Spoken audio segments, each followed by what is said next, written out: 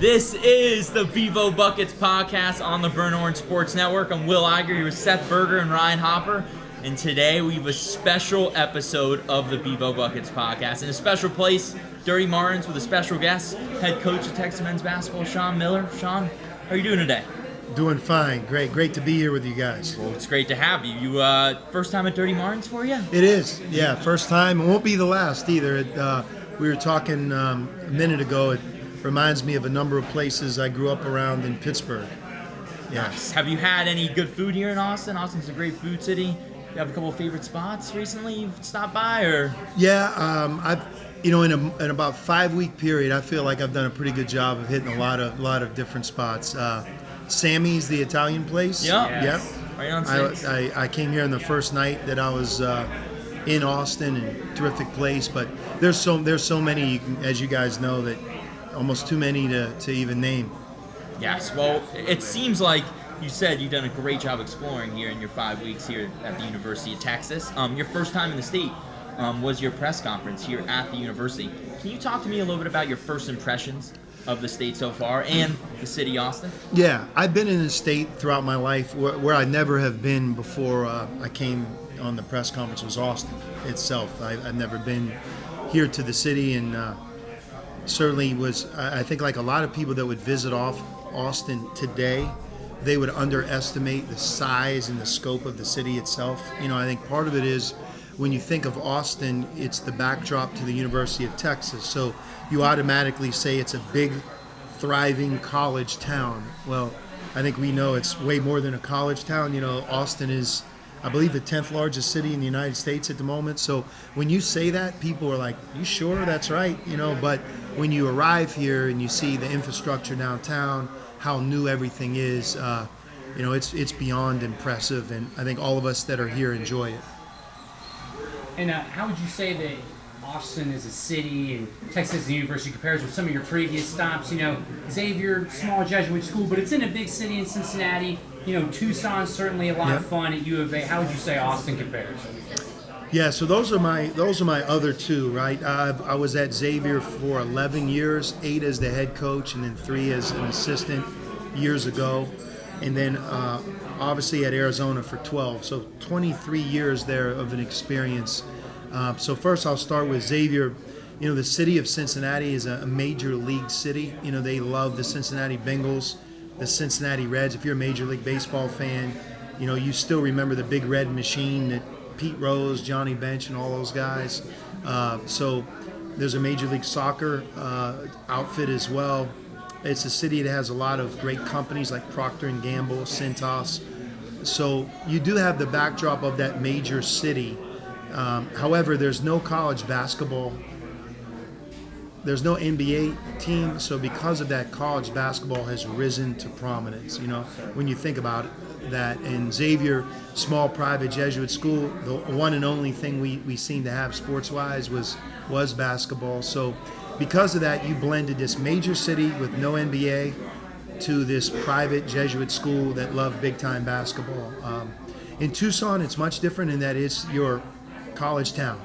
I think when we get to May in Tucson, it feels like the town is a complete ghost town, because it is.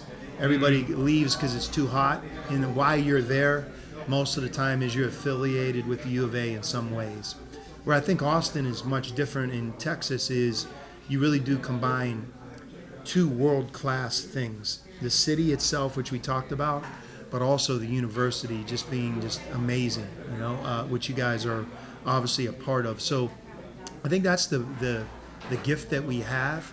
You have this major city, even bigger than Cincinnati, and then you have this amazing university, and now the SEC is part of it. I just think those are two forces that not a lot of people can speak at.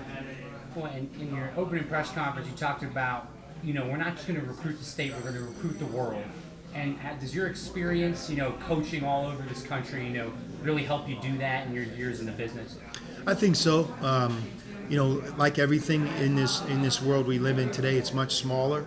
I think you'll notice across all spectrums of sport, the international part of things is more prevalent now than it ever has been, especially in college basketball. When I was at Arizona, we recruited a guy named Lowry Markkinen. He's now become an NBA All-Star. And when you have success recruiting international players, a lot of times it gives you a lot of credibility to bring future in. We want to do that. I also think the city of Austin and the University of Texas are great places for international students. And so we're going to recruit the world. But I will tell you this, we have to start in this state. We have an incredible state of Texas. Our philosophy in recruiting is inside out, right? So we may go worldwide and we may want to scour the nation, but we're going to always begin here with the state that we call home and make sure we've identified and we recruit the best in the state, because a lot of times the best players in the world, they're right here in our state. Absolutely. Coach, CDC likes to say that a united Texas is a reckoning, and when the fans and the student body get behind the Longhorns, it's truly incredible. The last couple of years, student interest has maybe waned a little bit, and maybe some of the interest in Austin as well. What can you do to reinvigorate the student body and the local community beyond just winning games?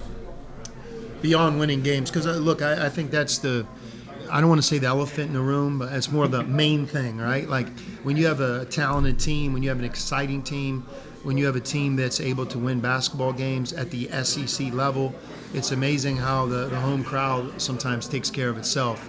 However, when you look historically in the sport of basketball, one of the themes that seems to reign true, whether it's Gonzaga in the Pacific Northwest, even a place like Xavier, where we had a long-running tradition, the Cintas Center, if you played us at home, you would feel it. Like when we played at UD Arena in the tournament, Texas, right? We're an hour from Cincinnati, like you felt that, right? Mm-hmm. So Kansas, Fog Allen Fieldhouse, Duke, Cameron Indoor Stadium, it's all synonymous with what? The student sections and what it feels like at home. There's 17 home games, give or take one.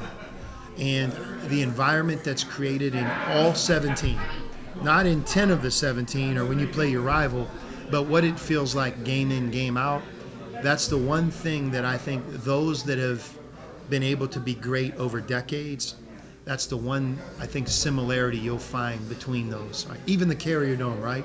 When you think of Syracuse for those decades when, wow, they've been great. There's 30,000+ people there for home games. You forget how big that place was. So here at Texas, I think the Moody, when you look at the 10,700, the capacity, our student section, the way we can I think create interest on campus by making sure from first and foremost that they know how much I appreciate them. I think the seating takes care of itself, where our student section is lucky. The crowd, you're right around the court, which is perfect. But it starts with the student section. That's the lifeblood of every arena. And then it, I think, permeates to the rest of the group. But to have it sold out, to have a great, passionate student section, and to make those 17 home games a home court advantage, that's what we have to really get right moving forward. And I'm looking forward to, that's an investment that I think it's worth making for me as a coach and for our staff. What do you guys think of that? I mean, do you Absolutely. I mean, our friend Georgie, she kind of runs the student section. You call the corral, and I think she'd love to hear that, because it got to a point this year where, Vic Schaefer and them have a great program, but they were sometimes selling out more for the women's games than the men's program. And, and there was some negativity towards the end of the year. And I feel like, when Chris Beard had this program really going, those games were amazing. The Gonzaga game was I watched amazing. It. Yeah, I watched that on TV, and I think that was almost like the opening of Moody Center, right? Where one of the original games in that first year. But you're right, and I think to cultivate that, it takes ownership at the top and with our team and our staff. But I think it's also a sense of, if we're truly about building a championship program in men's college basketball, you cannot underestimate the power of what your home court feels like to the visiting team, what it feels like to recruits that are considering coming here. They watch it both on TV, and sometimes the next great player, the next KD, he's actually in the stands at the game. So the feeling you give him is everything, and I think that's something that's important for us moving forward. Right, and you talked a little bit about the women's basketball program, how good the environment was there this past year. What's it like to be a part of an athletic department that doesn't just have one good sports program, that has a great athletic director, Chris Del Conte, at the helm, that has star players on the court, on the field, on the track, whatever it may be, and to have great leaders and coaches like a Vic Schaefer, like a Steve Sarkisian, and more. What's it been like to be a part of an athletic program with so much talent kind of at the helm and across each team? Have you talked to any coaches or players across the athletic department? And what's that been like for you? No, for sure. It could be intimidating, quite frankly. I'm on a head coaches chat, and each of the head coaches goes out of their way to follow the other sport, which is really cool. And there's these congratulation texts that go on, and almost from the time that I've stepped on this campus, I feel like there's been a congratulatory text that's being paid to one of the coaches for the SEC Coach of the Year, a national champion, an SEC champion, to your point, in the pool, on the golf course, on the track, baseball and softball. I went to a baseball game last week, and earlier in the evening, the softball team had like a walk-off home run, and they're number one in the nation. I'm at the game watching the baseball team. Well, they're number one in the nation, and those two stadiums are across from each other. So, you hear the analogy of the hottest fire builds the strongest steel. And in life, it's surrounding yourself, choosing an environment that has a highly competitive component to it. Well, on this campus, it provides that for all of us. And I think that, it's about excellence. It's about a standard. And when you're surrounded, whether it's in the cafeteria, it's you turn the TV on. I was in Cincinnati over the weekend, watched Texas versus Texas A&M baseball. And it was Texas's first sweep of the Aggies since I think 2010, and you looked at that, and that was everybody in the nation watching that. Again, so when you're in charge of a team, like I am here on the men's basketball side, not that you need to be motivated more, but I think there's just kind of an always present motivation that where you're at is synonymous with excellence. And that's what we want to build. We want to build a highly competitive environment so that we can challenge our team to compete for championships. Coach, you've been in a place in Xavier that you spent quite a bit amount of time in, but you had a really unique situation in that you eliminated Texas. You talked about the environment in Dayton. Was that main attractor really just the brand that you mentioned, just all the possibilities that could happen at Texas when you look around the overarching success of the athletic department? Yeah, for sure. And in my case, it wasn't easy just to make a decision like that. And I think you guys would probably see it this way. You don't really want a new coach here at Texas that could care less about the place he left. It's like it's all Texas. Because, look, we could speak to the greatness of Texas very simply and easily. It's here. It's understood. But Xavier's family for me, I spent 11 years. They gave me 2 great opportunities to be the head coach. We were in the Big East Conference, and I think the momentum that we had building could have been really prevalent for the next couple of years. And if I wanted to, on my end, probably could have finished out my career at Xavier in the Big East. And there's a lot of good with that. I just think like everybody, you guys are no different, where you want to see how great you can become. You want the challenge to be among the best. For example, what we just talked about, on this campus, you have national champions at every corner.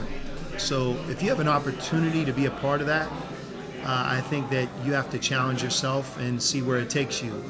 There's no doubt the future of college sports has the SEC at the table, and it certainly has the University of Texas at the table. And I think to be a part of that for all of us is super exciting. So basketball has obviously been a focal point of your life, but I think that something that we've learned about you that I don't think a lot of people know, and I'd be willing to bet you're probably the only head coach on campus to appear on the Tonight Show. I definitely am. That's one for me right there. Yeah, I'll take it. What was that experience like? And did Johnny talk to you off camera? You remember anything? Yeah. So, back in the day, certainly you guys are way too young to really understand this, but imagine just literally like 4 TV channels. I mean, let's start right there, where at night, especially late night, you had very little choices. I mean, you didn't even have the remote to make the change. You had to get up physically and turn the knob or press the button to go to the different channels. So you have to understand the power of the Tonight Show back then, that if you watched TV late night, and everybody did, you were going to watch one of probably 3 or 4 options, him being number one. So how I became a part of that, I was like 11 or 12 years old, and my dad was a high school coach. Back then, baskets couldn't go less than 10 feet. So when you're younger, if you loved the game and you're in the gym, you dribbled. You couldn't shoot. You couldn't reach the basket. So I became very prolific at dribbling 1, 2. I could dribble 4 balls, juggle 3. Almost anything you could think of I could do. I had a great teacher in my dad, and word of mouth and one thing led to another. Somehow I got invited to be on the show. And up until I was probably 40 years old, so I'm 56, I will tell you, when I went from 12 years old to 40, there was never a week in my life that somebody wouldn't have mentioned the Tonight Show to me. Wow. That's how powerful it was. You know, weren't you the kid on the Tonight Show? And I had to live that, which wasn't always fun. You can imagine when you're a player and they would clown me for being on the Tonight Show, that didn't always work to my advantage. But as I've grown older, less and less people are familiar with, like sometimes if I would say to our players, the Tonight Show with Johnny Carson, they wouldn't even know what it is. You know, it's just, it was a long time ago now, yeah.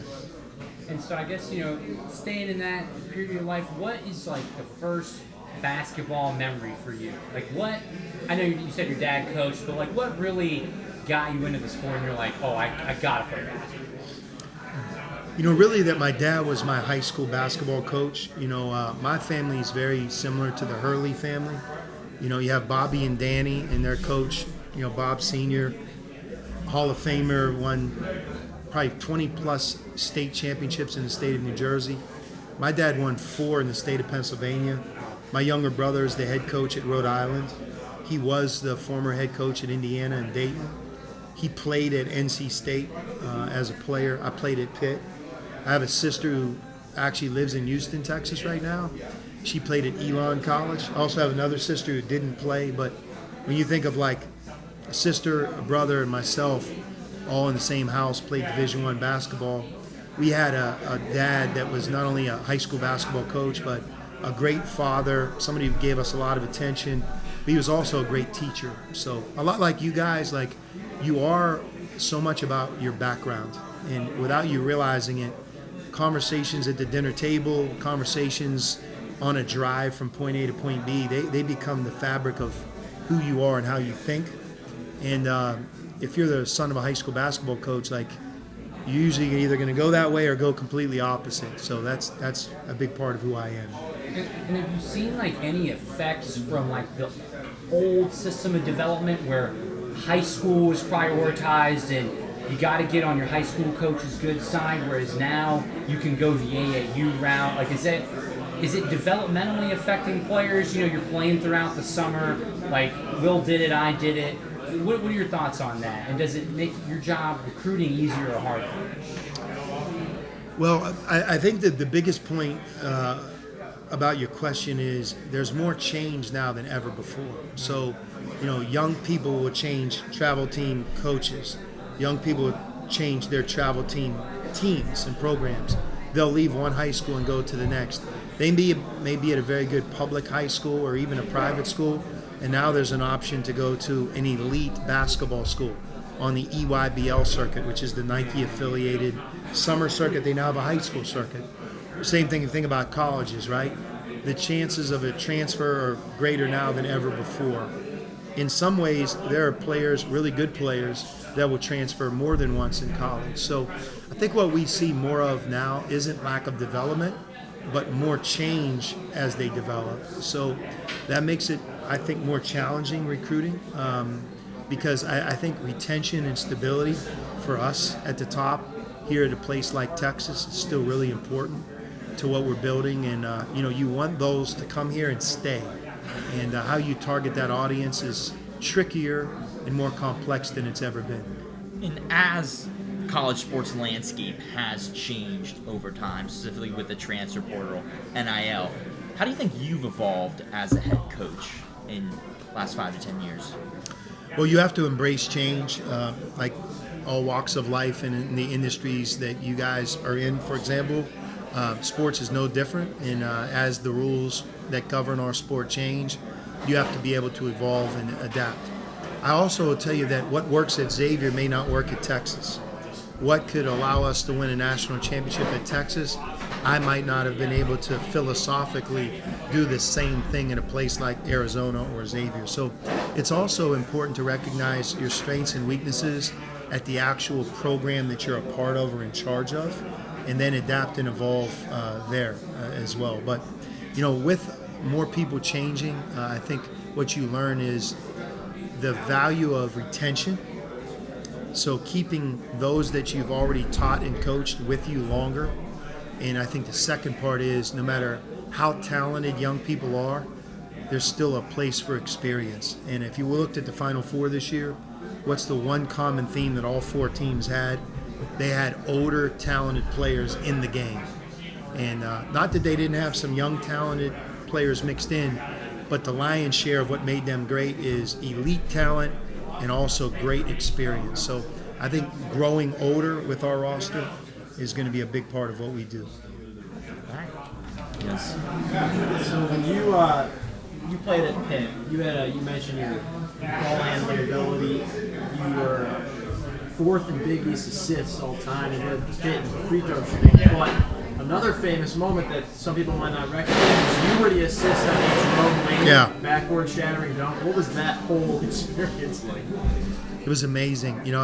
One thing it does for me right now is it gives me great credibility with the players that I coach that I at one point played. If you talk about how it was when you played, I think sometimes they're like, yeah, right. Coach, you didn't play or you couldn't play in our game today. But that clip right there, it's forever. It's an amazing play. I think it's the greatest dunk ever in college basketball. And back to my earlier point about how TV has changed. Back then, I played in the Big East, and we had what you would call Big Monday on ESPN. And we didn't share that period of time with anybody. There was no other choices. There was no ESPN2, right? So one channel, one evening. If you loved college basketball, you were going to turn on Big East Monday, right? So that dunk also happened on Big East Monday. So it happened in front of a captive, large audience, and it was an amazing play. I mean, to see a backboard shatter in real time on a dunk, that's not something you usually see live, And you got Raftery with the send it in Jerome call, that put a cherry on top. No doubt. One of the things that made him, that's what I like to say to him. Yeah! Send it in, Jerome! Throughout your playing career, did you know you might go into coaching? Did coaches tell you, hey, I think you're really smart as a point guard on the floor, you should go into coaching? Can you recognize that in players that you've coached? Yeah, so I'll go back to my dad being a high school coach. Coaching is always part of my bloodlines, and I think it's always something that really interested me. I had a great teacher, so I had a really great role model to learn from, and part of what you learn is how much he enjoyed what he did. And if you have a passion for what you do, I think it's not a bonus, but I think it's almost a must-have. You have to love what you do to be really successful at it. So my dad really gave me the passion and love for the game itself. So that's where I would give the most credit to. The coach that recruited me to Pitt was John Calipari, ironically. So if you can imagine, he's now at Arkansas. I'm here at Texas. What a small world. But he also had an influence on how much I loved college basketball because he did such a great job recruiting me and the relationship part of things and how you can impact a young person. I think a lot of it I learned from him, even without realizing it at the time. And I was drawn to the college basketball coach, what it would be like to be him or to be my dad. So that's really the reason I did it. And there's a rich history of coaching in your family, obviously with your dad. You've mentioned a bunch in this podcast. You've played for some great coaches. You've coached. You've worked alongside some great coaches. Can you just give us, maybe it's going to be hard, but can you give us one or two coaches who you respect or admire, who fans may not know about, someone you've worked with, or it doesn't have to be someone you've worked with, just kind of one name who you think fans should pay attention to? That's a great question. And I could give you a lot of different answers. But Rick Pitino, I will tell you that I admire a ton, because if you think about it, he's done it through I think he has 5 decades, so he has that longevity. He's overcome, significant factors. It hasn't always been easy for him. He's also done it at a lot of different types of places. Providence College, Louisville, Kentucky, most recently St. John's. He's also done it in a lot of different ways. He's pressed, he shot a lot of threes. If you watch his teams now, they play great man-to-man defense and they crash the offensive glass and they rebound. He's done it with transfers, he's done it with freshmen. He's transcended virtually every barrier that could be in a coach's way, and he seems to have thrived in every setting that I just named. So having just most recently coached against him the last 2 years in the Big East Conference, I think he's, if not the greatest to ever do it, he's certainly one of them. Well, this podcast, big fans of Coach Pitino as well. Hopefully we see Texas men's basketball program compete against St. John's in the future. And before we wrap up, Seth, Hop, you got anything left? Some quick hitters, get to know Coach. What's something that you may have never shared that you want the Burnt Orange faithful to know about you? I've had 3 dogs. The one that I currently have is a dog named Remy. I love him. All 3 have been different versions of a doodle, so they don't shed. Nice. I would tell you that I'm one of those guys that just loves his dog. You love your wife, you love your family, you love your players, you love the University of Texas. There's just a different relationship between a man and a dog. At least from me, that's how I have it. Ironically, the color of his coat is like burnt orange. Nice. It's wild. So Yeah. he's going to come to Austin, Texas, ready to go. So I have a dog that I love and love spending time with him. Awesome. Coach, you have a favorite movie or TV show? Man, Or what are you watching right now? Yeah. yeah, you just kind of caught me off guard here. I have a couple that I love. Probably don't have time, honestly. No, I have time. I've just gone completely. I went completely blank. I'm the type of guy that watches like a lot of basketball. So when I have a time on my own, I really try to go away from it. Yeah. I got to be able to give you an answer to the question here. So I just went blank on the greatest show ever. I mean, come on, what's the greatest show ever?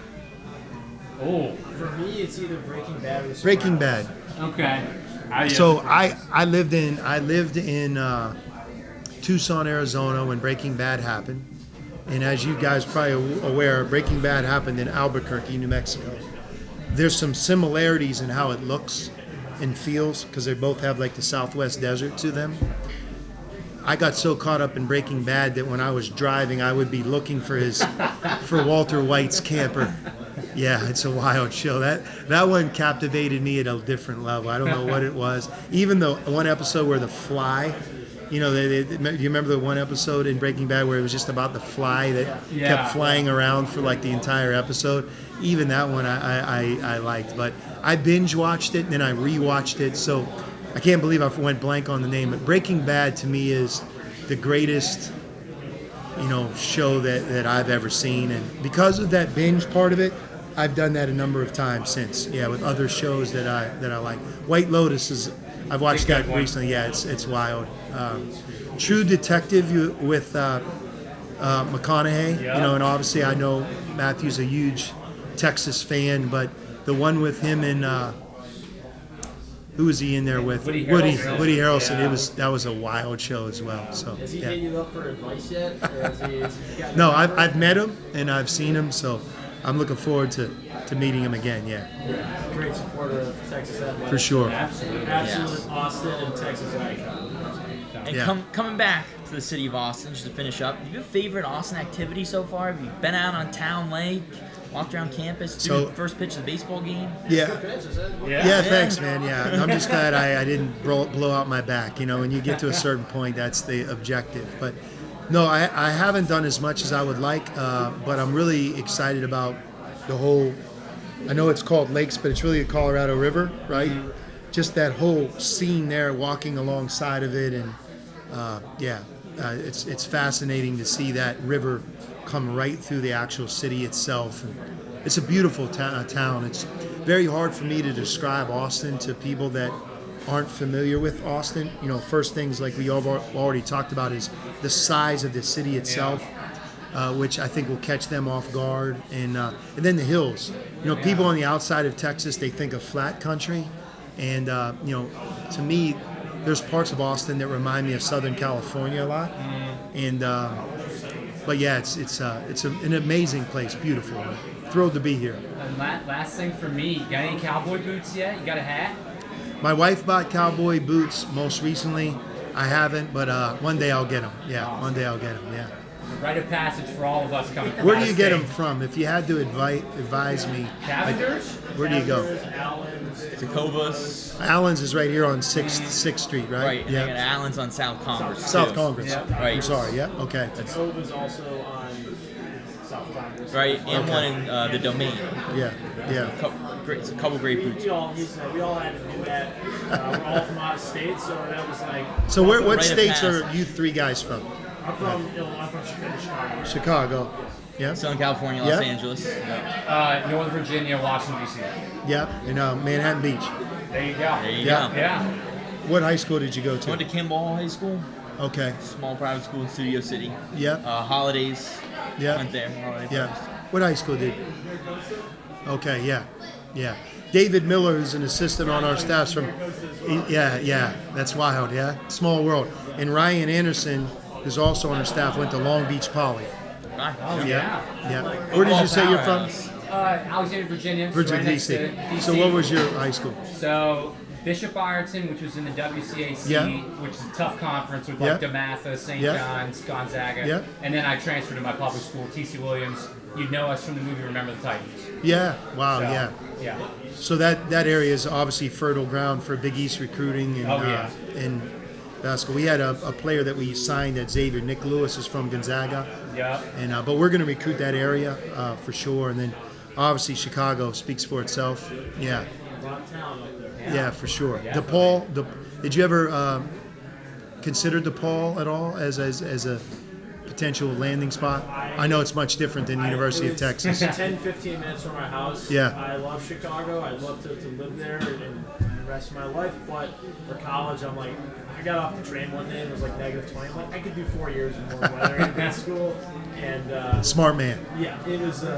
But no, yeah, my grandpa grew up a huge football fan. And, Yeah. The rest of my family were big Illinois fans. Glad to be in Austin. Yeah, no, I hear you. Lou Malnati's or what's the other one? Giordano's. Which one, if you had a choice? I feel like a lot of Chicago people are getting mad at me. They're going to want me to say that tavern-style pizza is real Chicago pizza, but it's the old adage. Any pizza is good pizza. But I'd probably lean the Malnati's over Giordano's. Is that right, huh? Really good. Yeah. Both really good. But The Malnati's has more of like the fresh tomatoes on Yeah. top, right? Whereas they make them a little bit. Yeah. Yeah. It's it's great though. If you can eat more than two pieces there, good God bless you. Because when you're done, when that setting ends, you're full. I'm afraid that my parents are like, you better enjoy this now while you can eat this and then not have it affect Right. you the next week. So Right, for sure. Yeah. Well, we really appreciate it. Well, it's been great being Yeah. here. Yeah, great setting you guys chose for your podcast, and have me on again sometime. You know, especially as we talk about building the student section. Yeah. Corral is so important to building our program, and that home court advantage that you talk about. It's easy to talk about. It's much more difficult to execute and to make it a real thing. And you know, I think watching our women's volleyball team and just how it feels at their home matches is something that we want to incorporate and build off of for our program. I think there's some similarities between how those crowds would be, you know, and obviously Coach Vic on the women's team, basketball team, obviously does a great job as well. yes, well, Coach, speaking from 3 students, we're big UT basketball fans. We're excited to have you, and thank you so much for joining us on a special edition of the Bevo Buckets podcast. Will Iger alongside Seth Berger and Ryan Hopper. Please follow us on Instagram and Twitter at BurntOrangeSN and our individual Twitter platforms. And stay tuned for the second half of this episode. We're interviewing Texas men's basketball general manager Chris Ogden. So stay tuned. Special edition episode of the Bevo Buckets podcast at Dirty Martin's Place. And Coach Miller, once again, thank you for joining us, and hopefully have you on again sometime. Yeah, my pleasure. Hook 'em. Hook 'em. Let's go.